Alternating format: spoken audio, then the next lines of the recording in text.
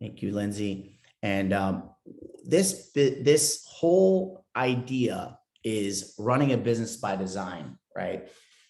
We also have to start from the end. Begin with the end in mind. Okay. You've heard me say this quote many times before. If you guys don't know where I get it from, it's Stephen Covey, 7 Habits of Highly Effective People.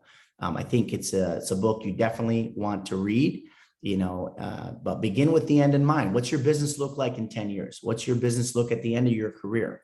And then we work backwards. I know it's a hard concept to grasp, but if you don't know where you're going or where you're headed, then you're almost like flying blind. And that's a big problem in itself. So let's start with begin with the end in mind. Okay, so I got a little thing for you guys to kind of look at here first. Every day in Africa, a gazelle wakes up. It knows it must run faster than the fastest lion or it will be killed. Every morning, a lion wakes up. It knows it must outrun the slowest gazelle or it will starve to death. It doesn't matter whether you're a lion or a gazelle, when the sun comes up, you better be running. So that basically tells me do something, get up. You got to either move, you got to move. We're designed to move. So make sure that you get up in the morning and do something. So before we do this and we talk about starting with the end in mind, because some people are like, they don't know where to start, right? What do I have? What does that mean to me? This is what it means to me. Think about a life you want, right? We got to start with our why. It was once said, if a why don't make you cry, you have the wrong why. So you must make sure that it's a meaningful why. So I think we should start with some California dreaming. Think about a life you want. Think about what home are you waking up to? What does your retirement account look like? Okay, so for those of you that kind of towards the end of their careers, we must be thinking about what happens when this all goes away? Are you going to be handing over your business to, your team? Is it going to be something that you're going to be handing your business over to your son or daughter? What does it look like for you? And then I also want you to think about your vacations, and Jeff has already kind of beat me to this one. So, you got to be thinking about what you want to do with this money. It's got to be a purpose. There has to be a purpose. You can't say, I want $1 million in the bank. Well, what is that million going to do for you? I mean, at the end of the day, if it gives you the freedom, if it gives you some kind of security, great, that's amazing. But you also have to have a purpose for that money. So make sure you start thinking about these things, because it's really, really important. This business is very difficult. And, when you're going through some of the tough parts of this business and adversity, these are some of the things that you want to keep focus on is, you got to get yourself up. You fall down 6 times, you get up 7 type of thing. This is what's going to help you get up, the motivation. So what's your plan? All right. What's your plan? What does it look like? If you want to be the most successful agent in the area, the city, the county, whatever you want to do, how are you going to get there? So one of the things I want to talk to you about is a plan. One of the quotes that Denzel Washington said, I really love it. It says, we don't plan to fail, we fail to plan. All right. So now we got to think about our business. What does our business look like in 5 years? What does your business look like in a year? And we break it down to what does it look like at the end of the year? All right. And then we'll kind of give it a little bit of more of a breakdown.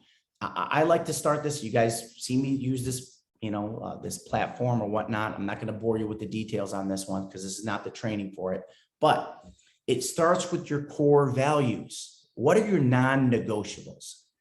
Some of the non-negotiables can be integrity. It could be, work ethic, and I'll show you some of mine. And then you guys can go through your own and kind of make it your own, because everybody has their own business and all the things that they're looking for. These are some of the things that I have as agents and things that I look for in people, but work ethic, right? Integrity, learning based. All right. I take 2 hours out of my day every single day. It doesn't matter how busy I am or what tasks I got to have to do. I'm going to take time to learn, because I know the more you learn, the more you will earn. Period. End of story. And you always got to be thinking that way. So transparency is another big one for me. You got to be an open book. So be an open book with your clients. Perseverance, positivity, beliefs. You guys will have this, so you don't need to take screenshots or take your notes. I'll give you the slideshow after and with this information on there. So with that being said, use those as your core values. All right. Core focus. Some of you people work with military families, right? If that is going to be your niche, I want to work with military families relocating from other states into San Diego. Maybe that's your niche. That's what you want to put on there. This is what's going to separate you from everybody else. And then you cater the experience to the clients around military families. All right. So that's just one example. It could be luxury. Create an experience for your clients. We'll talk about experience for your clients a little bit later in the slideshow. But point is, you got to know what your target market is. That's basically what we're looking for. Your core focus. Who are we concentrating on? Start with your passion. All right. Some are, single fathers, single mothers. Maybe that could be your niche, is that I want to help single mothers find a property for themselves, or I want to find, single fathers that are looking for homes to, parent their children. Whatever the case may be, find out what your niche is and put gasoline on it. And we'll talk about it in part 2. So 10-year focus, 10-year target.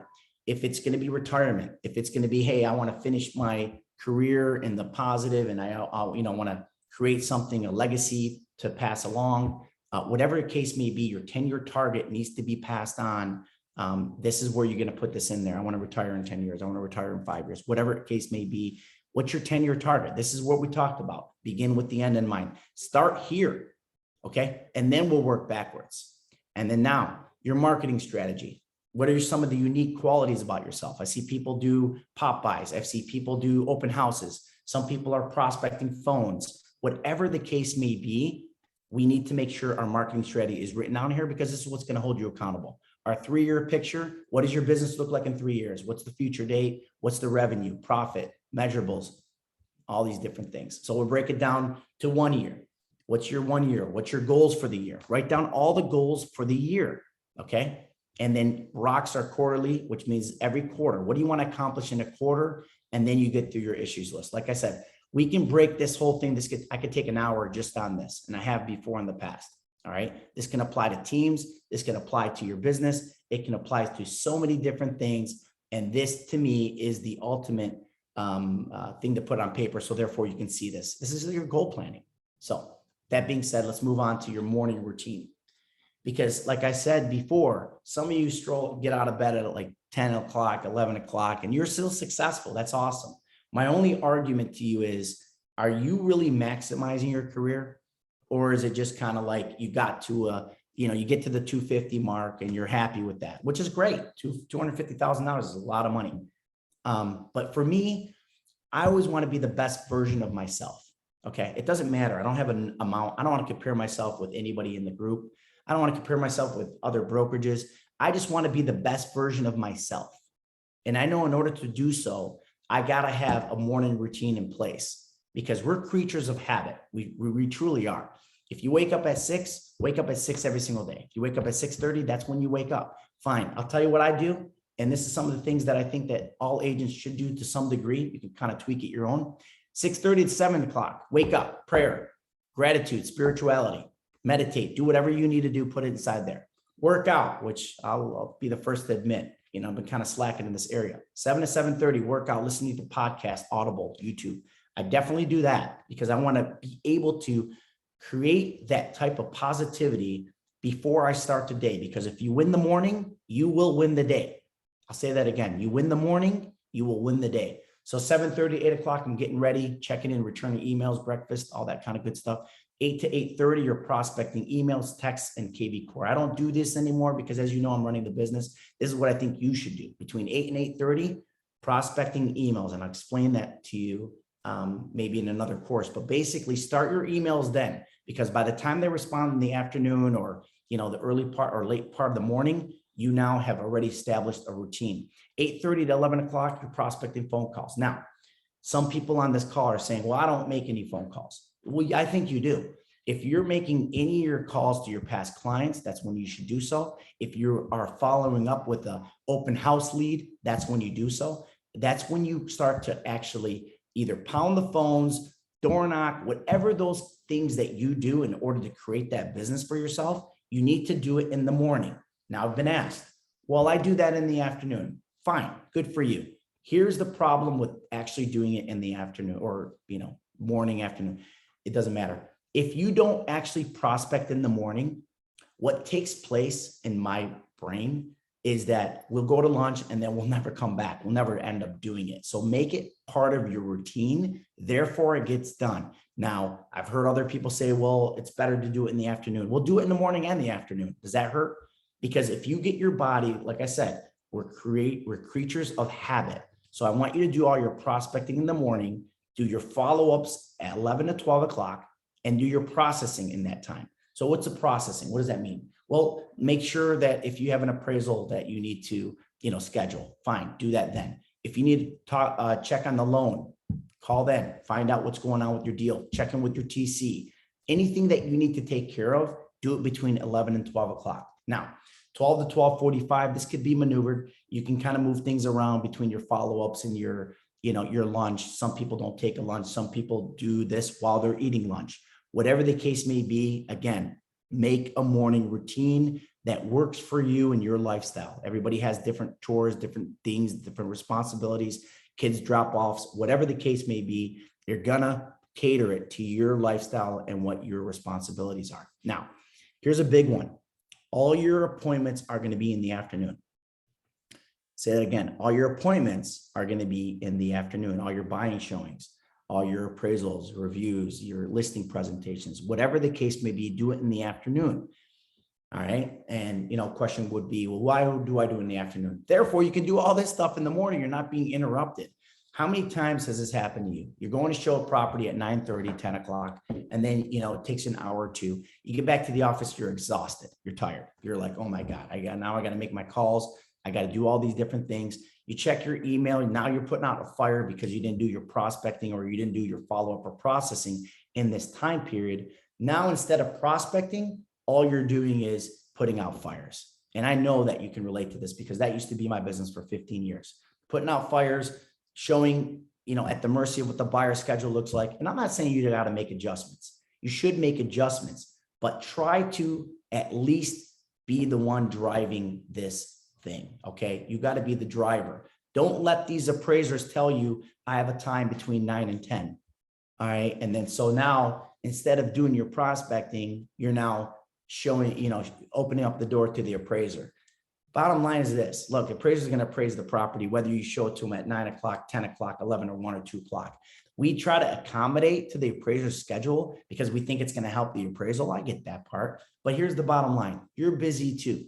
They give you a time window. Why don't you flip that? You give them a time window. I have availability on Tuesday between 1 and 2 or on Friday between, 2 and 3. What works best for you? And I guarantee you, they're going to probably find a time for you, or they're going to say, well, what if Wednesday works out better for you? Well, Wednesday afternoons. I do a lot of my appointments in the afternoons. There's a lot of obligations. There's a lot of seminars I'm at in the morning. If you don't mind working with my schedule, I really appreciate it. They would love that. I think they would respect that. But anyway, all your appointments are in the afternoon. Okay. Learning is earning. We talked about that. What are you reading? Who are your mentors? What are you listening to? Audible is a big one. I think that everybody should download the app Audible, all right? Because we do a lot of driving as realtors, and a lot of times you should be listening to something positive, something that's actually going to be growing your business. There's so many different angles. There's so many different free stuff that you should probably get to. And that's something that I think everybody should download almost immediately is the Audible, okay? So, and then who are you surrounding yourself with? That's a big one for me. I was just talking to my wife the other day. I'm a person that actually protects my mindset at all times. There's some type of negative news. Yeah, I may just entertain it for a quick second, but then I'm going to be like, hey, I'm busy. I got something to do. And, good luck with that. But, there's some terrible things going on in the world. And, something that's on my mind is obviously what took place in Texas yesterday, not to change the mood here, but, it's terrible. There's so many bad things. There's so many bad people in the world. And, this is just a crazy world we live in, and we got to protect our mindset because we still have a goal to do. We still have some chores. We have responsibilities that we must accommodate to and take care of. So just make sure you block out the nose the best you can during work hours. And that's something I believe I've done a great job. I wouldn't say I mastered it, but I'm pretty good at doing so. Now, this is a big one for me. Create an experience for your clients. Create an experience for your clients. What type of level service are you providing? What connection do you have with the client? Some of you do such a beautiful job connecting with your clients, right? They become your friends. And you work with them for 30 days, 40 days, 60 days, whatever you're working with them. And now you're becoming well acquainted with each other's lives, right? That is big. Follow them on social media, all these different things that you can do to continue with that relationship. But the exposure and trust equals loyalty. Remember, when they trust you, they'll be loyal to you. And I just want to show you a quick little video on this. Is a pretty good way to kind of think about your experience with your clients, and your brand really is all about the experience. So I want you to listen to this. In real estate, there are a lot of things that we all can do. We all can put a for sale sign out front. There are a lot of things that we all can do, but what can we do differently? And for me, ultimately, it came down to, I wanted to deliver an experience that they wouldn't get anywhere else. I would say my personal brand and our team brand really is about the customer experience. I like to correlate things to experiences. And a great example is if you were to fly on a first class flight overseas and you pay the extra money for a first class experience, you kind of have an expectation of what that's going to look like. And my objective with my team is that we are always delivering a first class experience. I want them to feel like they just took a first class flight.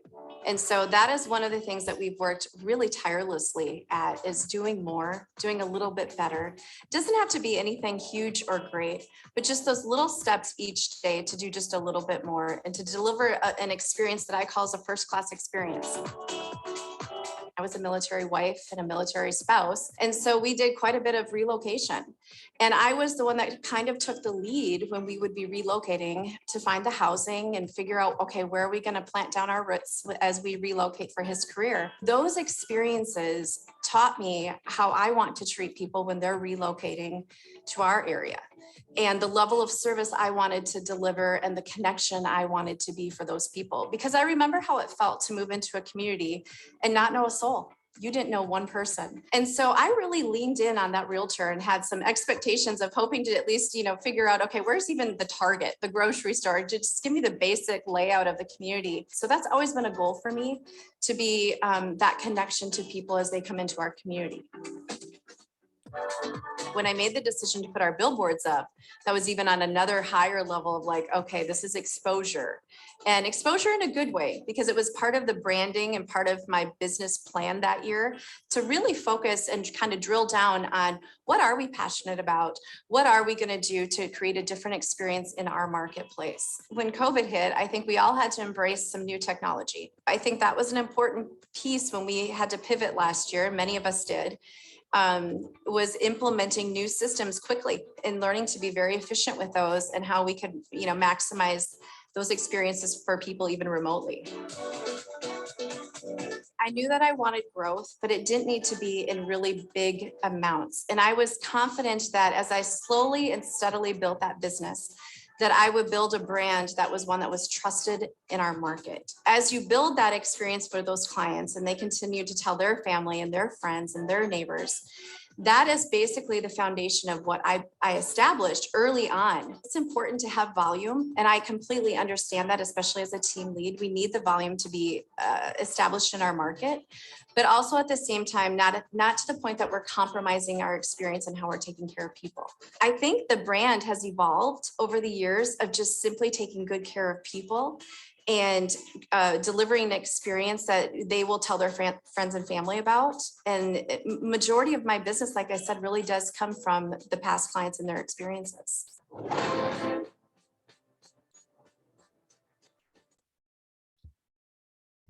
I love this video. I really do. I think it's very simple, but people underestimate the experience of what people go through, good or bad sometimes. Sometimes they have a bad experience with an agent, and they're just because of the fact that they were, the agent wasn't transparent, or they were blindsided. There's so many different things, during that, the 30 days or 40 days or however long you're working with those clients, a lot of experiences that could be good or bad. I want you to concentrate on the experience. Think about it this way. Every time you have a buyer or seller, from start to finish, what are we looking for? How are we going to be treating them? are we giving them the expectation ahead of time? I have some slides that I can share with the group, not today. Well, maybe I'll share it with, after this presentation of what to send to the clients. It's called a what to expect presentation. And it could be from, hey, do not do this during the mortgage. Don't apply for new credit cards. It really gives a whole different breakdown of what not to do and what to do. And I think that's important because a lot of times the client doesn't know. See, we treat the clients as if they know sometimes, and that's a big mistake. Act as if they're a third grader and they don't know anything about the experience of buying or selling real estate. We're assuming things. Don't assume anything. Walk them through the process. If you see that they've been doing this once or twice before, or it's a past client, you've sold them 3 or 4 houses in the past, okay, it could be a different story. Now, I would update them on what they don't know or all the changes that are taking place. And I know this business is changing all the time. New contracts are being done. We have all kinds of different regulations that are taking place. If you're an investor, you need to know about all the tenant rules and all the new things that are taking place in our market. And it's up to you. You're the professional, okay, to actually give them that advice and guide them through the process. So make sure you look at the buyers and sellers and understand that you're creating an experience for them. So walk them through the process. Now, of course, this is, pretty typical in any type of real estate situation that you always want to stay in constant contact. We have some pictures over there to the right. We have some amazing agents that do amazing things. We have a client appreciation that they do. A lot of people in this group, they do it once a year and they appreciate their clients. So they throw a party, and so many people have gotten listings and deals from that, just from kind of putting a group together. And the next thing you know, they're talking to you a little bit more about their grandchild, or, hey, by the way, this is an update I did to that home. And can you believe, now my neighbors are all moving and this is the price. A lot of real estate conversations take place in those client appreciation parties. So please, if you haven't done so, please do one. I think you're going to find it doesn't need to be fancy. Talk to Michelle Warner, talk to Bob Adams, Michelle, Maria Martin. There's so many people in this group that do these things, and they do it at such a high level. Lean on each other. Okay. Lean on each other. Libby does a lot of those gift bags and all the things that she does in the giveaways. And, Michelle, again, does a lot of giveaways. And please lean on each other for advice. This is what we're all about here. We're a family. So if you don't know how to get one going, or you don't know what the first steps would be, please reach out to our associates that have done so and then get some advice. And my point is pop buys, parties, social media, gift cards, referral gifts. Okay. So every time a person gives you a referral, give them a little gift card, $15, $20, Starbucks. They just thinking of you. I appreciate the fact that you referred me, Bob Adams.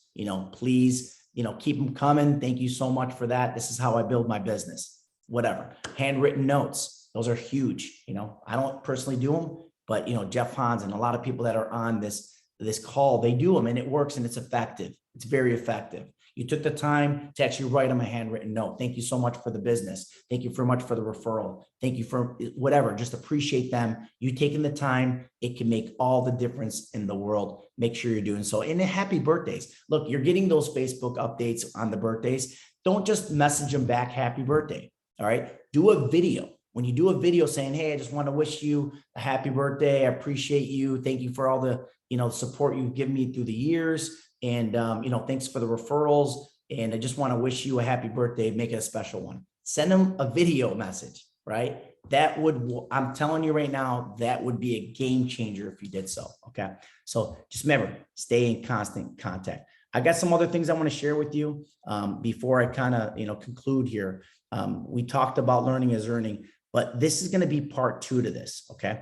So part 2 to this would be like a 2.0. I just kind of want to show you what I'm going to be doing a little bit more on your experience. So these are some tips. I'm going to create I'm going to send this over to you guys to kind of put this together, but you can create a brochure, place a sign, advertise a listings, research, all the things that you would do in a buyer's experience.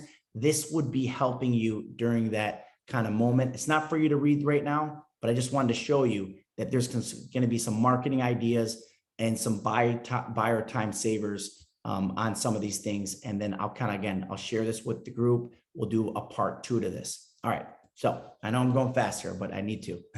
All right. One more thing I want you to take care of. I showed you guys in my accountability chart. You're going to have your own little accountability part. Whether you have one team member, two team members, you have an assistant, whatever the case may be, you need to put all your roles and responsibilities, everything that belongs in your business, and you need to put it on a piece of paper. Now, you're going to be all of these people at first, right? You're going to be the marketing guy. You're going to be the marketing gal. You're going to be the, the listing agent. You're going to be all of the things that you need to do. You're going to wear all these different hats, but you need to still put them on a thing that needs to be done.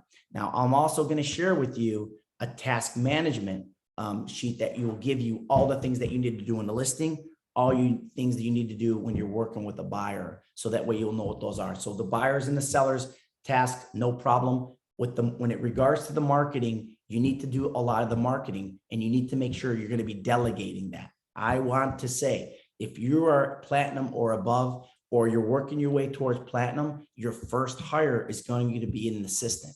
All right. It's definitely going to be an assistant. And then we can talk about some different things in your business on a one-on-one basis. You can let me know where you are in your business, but we can even do some of that virtual. We can go through, Fiverr. We can go through Upwork. We can go through all these different platforms for you to actually get some of these things taken care of.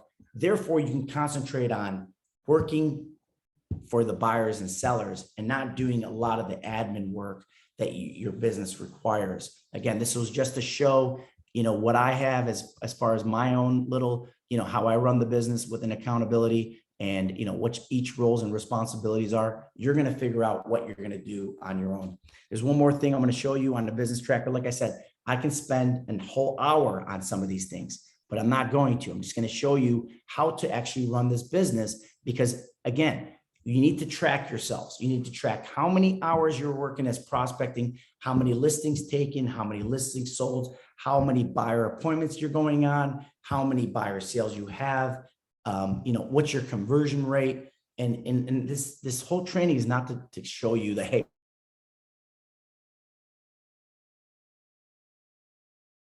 I'm going to show you this, and I'm also going to share this with you. So therefore, if you do want to track yourself, I think it would be a great idea to do so. So let's just say we are going, and we're in April now, or excuse me, we are in May, May 25th. So that being said, this is how simple this is. Days worked would be 1. How many hours prospected? Let's just say it's 2. How many contacts did I make in that hour or 2 or however long? Let's just say it's 10. Did I set an appointment? No, I didn't. Listings done. I didn't do any listings. Listings taken, 0. And listings sold, maybe I have one closing soon, but not right now. I do have a buyer's appointment, and you know what? I did have a buyer sale close. So it's 1 transaction that's closed. My earned income, I made $20,000. Great. You're going to fill that out every single day. These are the only things that you need to do. It's that kind of, 5 minutes out of your day. Every single day you go through this. And then what takes place in these kind of situations, there's going to be a summary. All right. You're going to put your goals over here to the left. Again, we'll spend more time on this, but if anybody wants to track, I suggest that you get onto the next training that I do when it talks about tracking your business. And then we're going to take this as a 2.0. All right. So this is one of the things that you can do to track. All right. So just to give you an example. All right. One more thing I really want to share with everybody here is, have fun with it. I want to make sure that everybody understands a business is a business. You don't need to kind of get complicated with it. You also got to treat it like a business, because if you don't treat it like a business, it becomes something that's going to be fluctuating. You're not going to really like your job. You're not going to know what to do. You're going to be a chicken without a head. So if you treat it like a business and you understand that, hey, there's parts in the time of the day that I got to take care of certain things, marketing should be one everybody takes time to do. Whether you're marketing yourself, marketing your listings, marketing, whatever the case may be, it needs to be part of your business. Prospecting, all these different parts of your business. And we can break that down on an individual basis. But I know I covered a lot. It was been about a half hour now. I think I have a couple of questions. Lindsay, do I have any questions right now? No questions? Okay. No questions.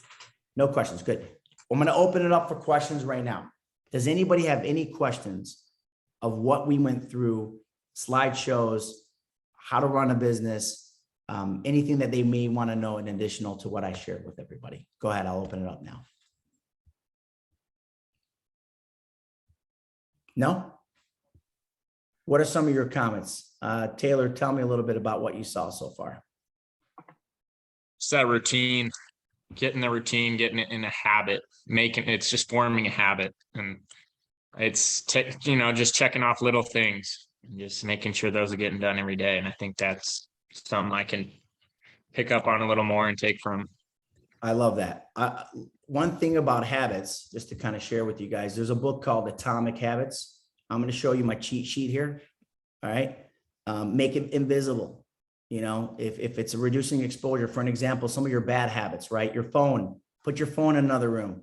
If you're working on reading, or if you're doing something, whatever the case may be, you want to make sure you reduce it and get it out of your face. Some of the things that you should do when you get home, at 7 o'clock, 8 o'clock. And like I said, I'm bad with this and I shouldn't be preaching this, but you should put your phone on the charger and leave it in the room for a couple hours. I have a little bit more responsibility to some degree.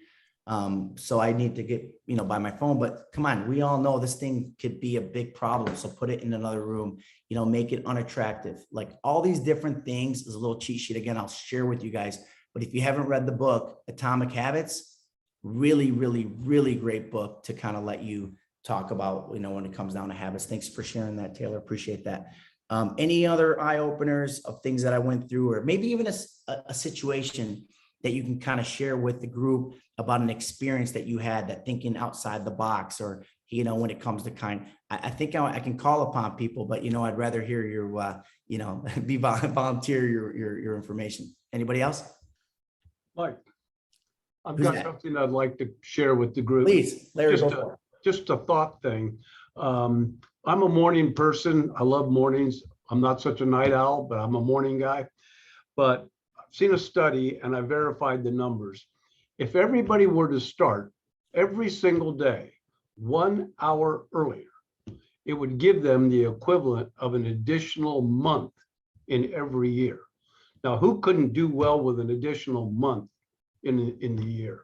So wake up every morning with the attitude that at this moment, I'm a real estate agent. I'm unemployed at this moment until I start working. And 1 extra hour every day, an extra month in the year, you're going to make a lot more money if you do that. I love that you said that, Larry. That is a really good tip. So for those of you that are waking up, any later than 8 o'clock, you may want to rethink your nights, and you may want to rethink how you actually are going to perform, the next day. And I see a couple people laughing because, some of their nights I'm scared to even ask what they look like sometimes. But here's the thought. Monday through Friday should be something that you got to be so strict on yourself. You really do, because that to me is the meat and potatoes. A lot of you that are working on the weekends with the open houses or whatnot, I'm not saying not to do it during the weekends as well, but everybody expects you to be available, in my opinion, between, Monday through Friday, at least 9 to 5, at least those times. So you need to make sure that you actually are available. Not only are you running a business, but don't do your errands, during those times. I'm really bad with this, or not bad. I think I'm really good with this. I won't allow any personal phone calls between 9 and 5. If they are really quick text messages to my wife, I love you back and whatnot, but we're not going to carry on a conversation.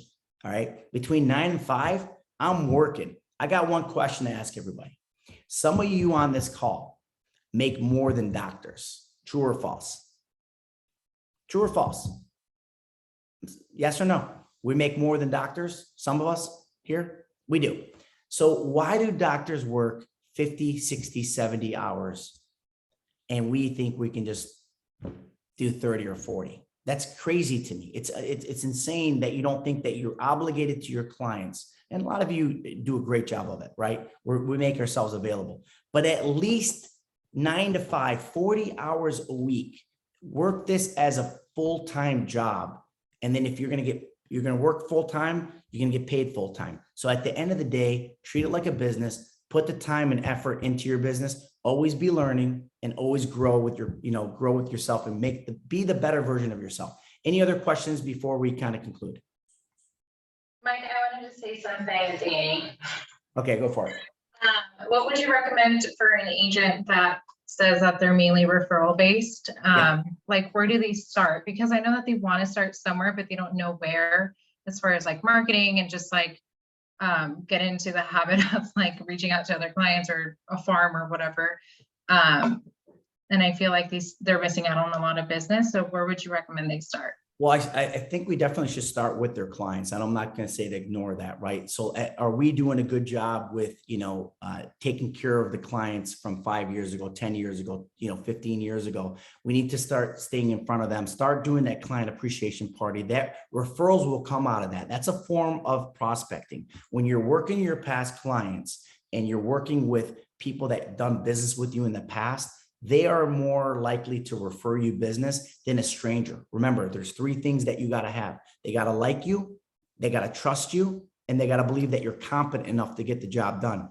Those 3 check marks are already done. So we must make sure we're maximizing it. So I would first thing I would say is, what CRM are you working with? Okay. If you don't have them in a database with constant touching with market updates about their property, or maybe the location that they're looking for, then you made a big mistake there. If you can't treat the people that you've already closed business with, how are you going to be doing new business with people? And if you're not even putting them on market updates and keeping them informed of what's going on. Now you can do that in different ways. You don't need a CRM for that. You could do video, you could do text messages, whatever the case may be, but it's a little bit more time consuming. So part 2 to that question, because that's a really great question. I get that a lot. Where do I start? I don't know how to prospect. I don't know how to do 1, 2, 3. And, be intentional. This is what I mean. You got a listing in that area. You got a listing, or a brokerage got a listing in that area. Market that area. You don't have to spend a lot of money to do so. You can do it by phone calls. You could do it by door knocking. You could do it by, an open house, or maybe even a neighborhood welcome before the open house. Do an hour before the open house, and just include the neighbors in the area. Say, look, this is specially done for you between 12 and 1. It's open to the public between 1 and 4, but this is a special invitation that I'm offering for you. And you can do this by door knocking, give it a flyer with it. And this is the conversation you're going to have with them. Look, neighbors, I wanted you here first because I wanted you to see the layout. Obviously, you guys are probably inquiring about, what your home is worth or whatnot. If there's anything that you need to know about your property, go ahead and give me your information there. I can give it to you. But there's part 2 to this. This is another reason why I'm inviting you to this open house, is because you now get to choose who your neighbor is. If you know anybody else that's looking in this neighborhood, family, friends, you've heard people that want to get in there. As you know, it's a very beautiful neighborhood, and it's very hard because there's not too many listings that come up in this area. This would be your time. They'll start marketing for you. Oh my God, I can start letting the people know at work. And that's where they would start. They would start because of the fact that they be more intentional. Leverage your listings. You should be getting 2 to 3 deals on every listing that you have.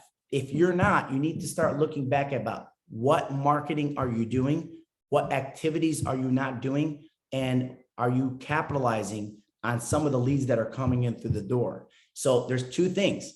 It's either a will, which means you're not doing it, you don't care to do it, or it's a skill. You don't know how to actually get them from lead to prospect to deal to close. And if that's the case, I definitely want you to improve your skill set. We're going to talk about, NLP in the future, neuro-linguistic programming. We're going to talk about the communication, what to say, how to say it, what closing questions. What are some probing questions that are going to help you understand your client a little bit better? Personalities. I have, me, I can talk for hours for different categories. And I think there's so much to know in this business. So I would encourage that person, Annie, to always be intentional. When they do have some type of business, let's maximize it. Then we can start adding little branches like, open houses to their business. Then we can open it up by circle dialing that area. We can talk about expires and for sale by owners and all different ways of getting business, but it's just the best way to do so. It's just to start. An old Chinese proverb says the best time to plant a tree was 20 years ago. The second best time is today. So let's get started. Let's get doing it. If you haven't done it in the past, do so now. Thank you for that question, Annie. Anybody else? Can I put Michelle Warner on the spot? Okay. Okay, Michelle, first of all, congratulations on a beautiful, successful Rotary party that you threw the other day. And Oh, thank you. yeah, I think it was a huge success. And you're constantly doing this. You're constantly in front of your clients. What bit of advice do you have for anybody on this call, that maybe wants to start something? They're scared to just do a client appreciation party. They're scared to do the Popeyes. They're scared to do some of these things, or they haven't done it, right? What's your advice to them? The client parties are easy, super easy. I do a quarterly event and they're smaller, anywhere from 20-ish people. But my holiday party at the end of the year is the biggest, and I've had almost 200 people in attendance on those. So it's pretty successful. Every event brings a lead, a listing, a referral, something. They're easy to do. Keep it simple. Don't spend too much. I've done everything from painting parties, self-defense, learn how to make a baby hat. I mean, think outside the box. Find your people in your sphere and do small events that you can be more intimate with. Larger parties, it's hard to talk to everyone. What are you involved with? The benefit I just did over the weekend was a barbecue, and I co-sponsored, and we raised money for the vets. All I did was post it all over social media, invite my RE/MAX family, invite my sphere of influence. And I think I calculated about 22 RE/MAX people come, thank you. But I had 65 people total just from social media and sending a postcard that came to support. I didn't ask them to do anything other than come and pay for a meal and support the vets. But I got 2 leads that day. Look at this. I work by referral only. And so your sphere of influence is crucial in this business. And that's friends, family, neighbors, people you work out with, past clients, anybody, your doctor, your dentist, who your kids go to school with, play soccer with, whatever, those are your people. So Michelle, you brought up so many things, right? And if I'm an agent just getting started, or, I've been in the business 5-10 years and I really haven't done any of the things that you just discussed, you've been able to grow your business, and you're number 2 in the company. Amazing job, by the way. I want to know what would be the first step? Like if you had to do it all over, you saw the beginning parts of you taking off. Is there one thing? Is it a combination? I'm curious. I don't know this answer, so I'm just kind of flying off the cuff by asking you this question. What exactly? What would I do different? Well, no, just what advice would you have? What do you think was attributed to your success? Is there one thing? Is it a combination? Did you treat your business like a business? What exactly was it that took you to the next level? Well, it is a business, so you treat it that way. Number one, for sure. The first thing I did was I came up with my sphere of influence, and that is crucial. Even if you market to the neighborhood that you live in, you still need to have a sphere of influence. So sit down and write out, whether it's 100 people, get their name, their address, their phone number, their birth date, have that in your system, your KV Core, whatever system you're using. But that is crucial. Call those people, pop by, know, hey, I've got a dentist appointment. I'm going to be passing, the Johnson's house. Have something in your car at all times in case you run into someone or you're passing someone's house. Take the 5 minutes to knock on the door. I was around the corner, thought I'd pop by. It's important to get into the routine of making the calls, sending birthday cards, making sure that you're touching with these people, whether it's a phone call, email, handwritten card, something every month. I love it. Thank you, Michelle, for your time. Thank you for your advice. I appreciate you. Keep up the great work. That helped. Yeah, no, it definitely helps. And look, it's best to hear it from a person that's actually doing it in the trenches, like yourself, was able to, maybe almost double their business. And my thought behind that is I'd rather them hear it from you because like I said, you've done it, you've been in the experiences, you've been in their shoes. And I think at the end of the day, you said it the best. You said they are running a business. Okay. So here's the bottom line. In a business, it has expenses, it has, revenue, and you got to make sure that the revenue exceeds the expenses, right? Or else you're going to be out of business. And it's only a matter of time where this business will squeeze you. Because if you're not in the trenches working every single day, Monday through Friday on your business, it's taken away. Somebody else is going to be able to take your business. And at the end of the day, if you're not in front of your past clients, or you're not in front of any type of prospects or new leads, then somebody else is. And I can guarantee you, if they are in front of them, they're going to forget your name. And then we get pissed, right? We get that call a couple of years down the road and we find out that, John Smith sold his property and you're like, oh my God, well, me and John had that bond. Well, where were you for the last few years? So again, not going to beat you down with the past client thing. I'm not going to beat you down on what to do. This is the whole purpose of this whole training was for you to actually treat it like a business. I want you to have a morning routine. You need to start figuring out what you need to start doing in that daily routine. And I hope I did a good job of explaining to you what I think you're doing. Now, we'll also do a part 2 to this, and we're going to break down those roles and responsibilities. And then we can teach you how to spread your wings a little bit more and how to get more business and prospecting and whatnot. So any other questions before we conclude? No? Okay, good. Anybody else want to share anything before we conclude? Anything outside the box? I want to say something else, Mike. It's Go Andy. for it. Please. Something that I realized with I don't want to mention any names, but the agents here that are often in my office asking to market is that they put for every deal, they put aside an amount that they want to spend on marketing because they see the return. So I think it's important that if you're making money to spend a little bit just to get another deal, and I do see that happening more often. And it's for example, with Michelle, she'll come in and do it before and an after, a just listed, just sold, and she'll market every listing, whether it's postcards or she'll walk around or ask someone to walk around the neighborhood or come to Richard or someone around the office and ask them to call around the neighborhood for her so that the neighborhood knows that she was there. I think that's really important to make a plan for every listing, that it's a continuous thing that happens with every listing. So part 2 to this, because we're going to do running a business by design 2.0, is going to be about return on investment, what you need to spend your money on, how you're going to actually get it back, and what to look for, and all these different avenues of doing. I've been through everything. I've spent so much money on leads that have not come back to me. I'll tell you what not to spend your money on. First of all, Zillow's a big problem. Don't ever deal with a now I'm always going to constantly say that if you're working with Zillow, you need to rethink your business plan, okay? Because they are a mess. And years later, I cut them off 5 years ago. But there's other lead sources where you can get your leads where they can actually work. Maybe it doesn't become a cold call. It could be a warmer call, right? They were inquiring about a property, or they were inquiring about what their property is worth. We'll talk about how to prospect, when to prospect, how much money you should put aside to actually, do further marketing. Thank you for bringing that up, Annie. I think it's a must.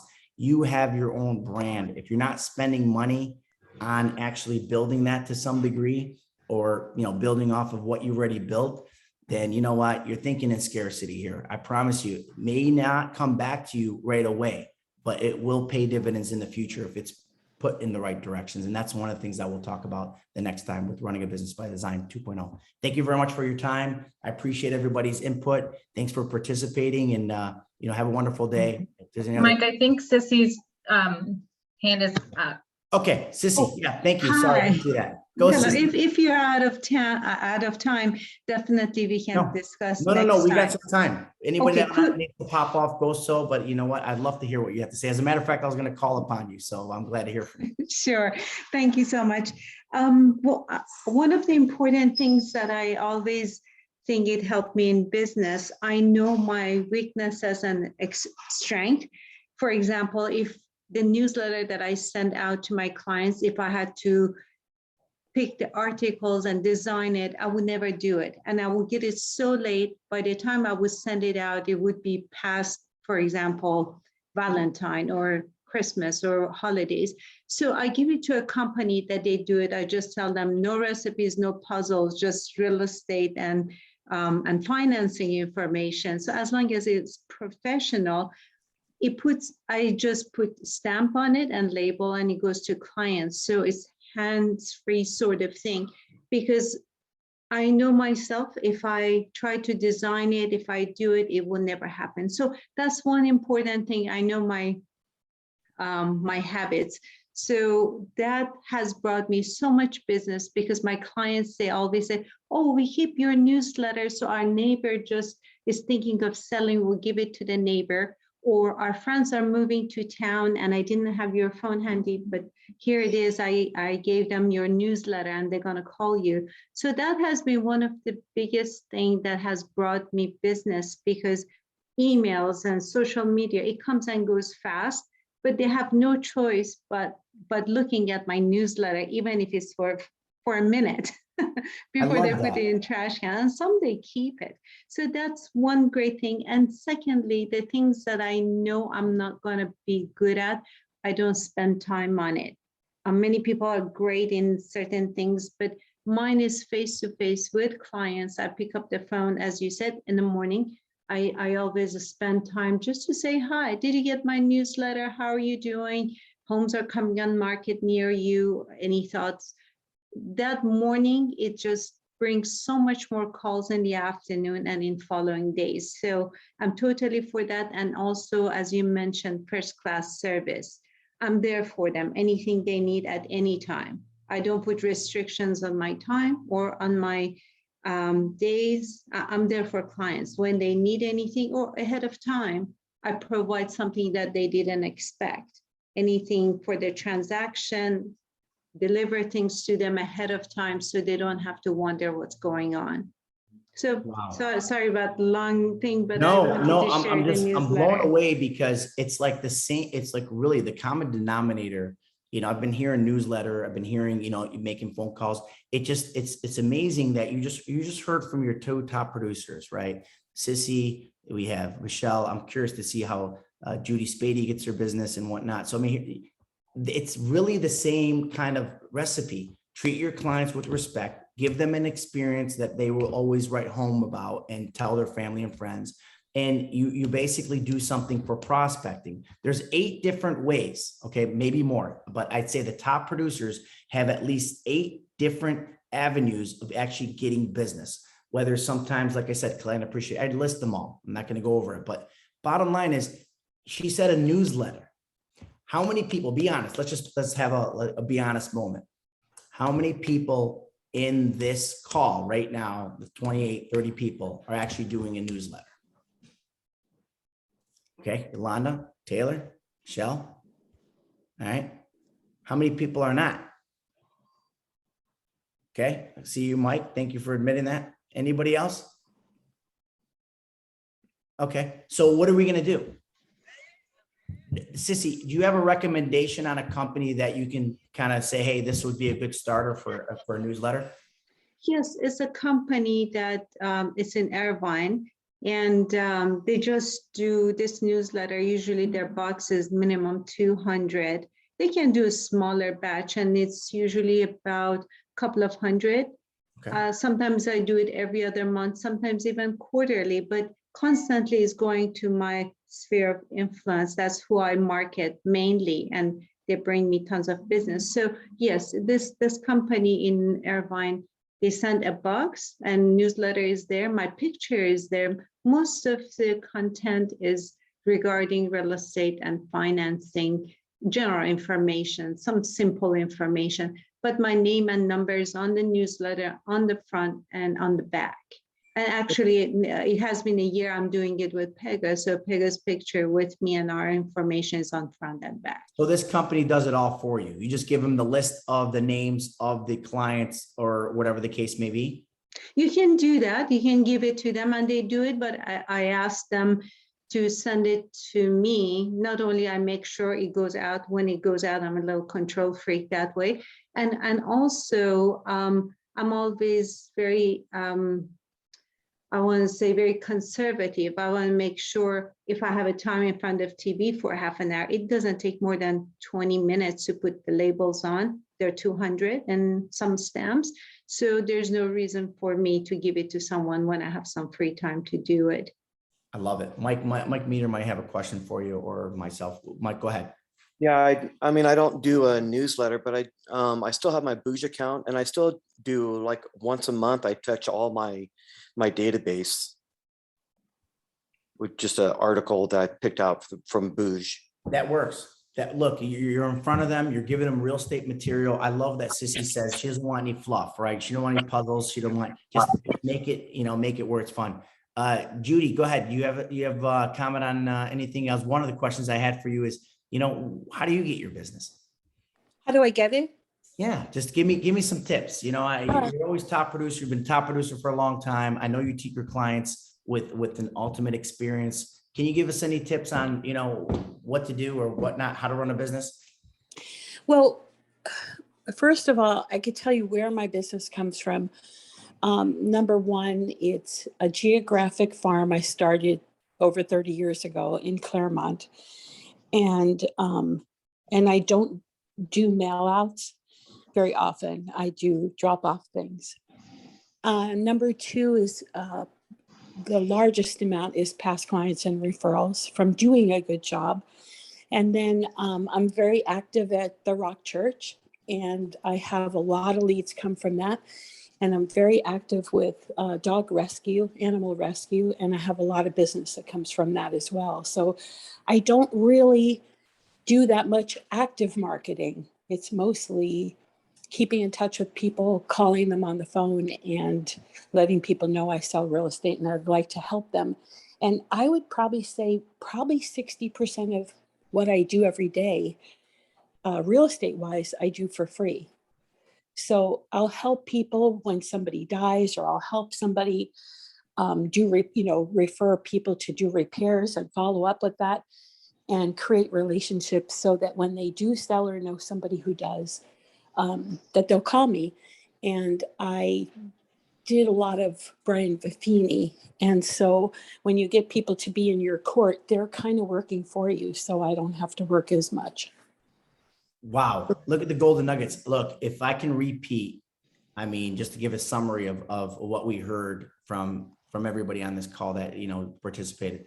Number one, look at Judy gives, she gives, then she gets, right? So she's dog rescue. Wow. That to me, you're doing something that you have a passion about, right? And then the people that you kind of interact with in that moment, of course, they like you. They're starting to trust you because they're spending time with you. Then you start talking real estate, and now they know that you're competent. You have your experience, you have your stats to show them if needed. So bottom line is they will do business with you. The church, amazing, right? You guys share something in common. You're talking with them. You're always interacting with them. They see you and, involved in the community. So here's the bottom line.